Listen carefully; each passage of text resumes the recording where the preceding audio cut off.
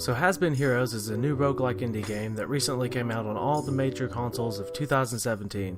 And if you clicked here, you probably want to know what it's all about. So let's get to it. Just don't forget, if you like this video, be sure to click that like button and subscribe to see more content. It really helps us out a lot, and it kinda makes you an amazing person.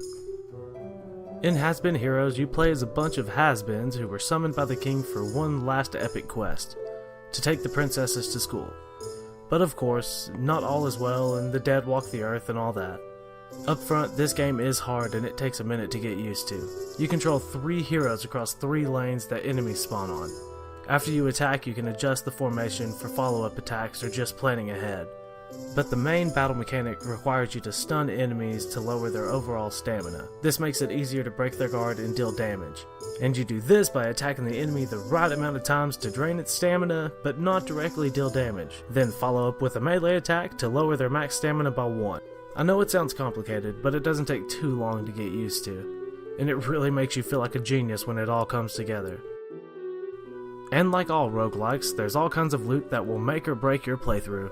Items can increase basic stats of a character who picks it up, but you won't know what it does until you attain the item at least once. And spells are critical as you get deeper in the stages, since it gives you new ways to deal with the hordes of enemies later on. And as you get familiar with these spells, you'll learn new ways to combine them to use them most effectively. And as you play this game, different loot is going to be unlocked across multiple playthroughs of the game. Because every time that you die, you get to see the creepy gatekeeper guy, and give him all the demon souls you've acquired on that run. I would say try this game if you're a fan of roguelikes or prefer a little more strategy to your combat, because honestly, Has-Been Heroes feels more like a puzzle game at times. That being said, this game is not made for everyone. Aside from the battle mechanics, there are some aspects of this game that might turn people off. The controls for this game are an absolute nightmare, on the PS4 at least. I mean, yeah, all the buttons are used, but none of it's intuitive or even makes sense. I've put plenty of hours in this game and I still haven't got the hang of the button mapping.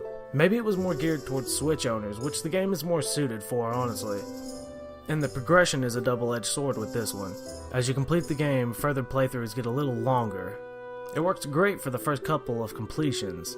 Then a run feels like it takes forever, only to lose because you didn't bring the right characters for the final boss fight. Overall, my rating for this game is a 7 out of 10. This game really delivers as a lane-based strategy game, and it's strangely addictive. And for $20, you really do get a lot of content. Just steer clear if this game seems a little too difficult for your taste, because it can be ruthless at times. Thank you guys so much for watching this review. I hope it helped you, and I hope it was mildly entertaining in the process. If you did enjoy it, don't forget to subscribe to the channel. We do a lot of family-friendly Let's Plays with me and my son, and maybe some special guests from time to time. If it sounds interesting, check it out, and we'll see you guys next time.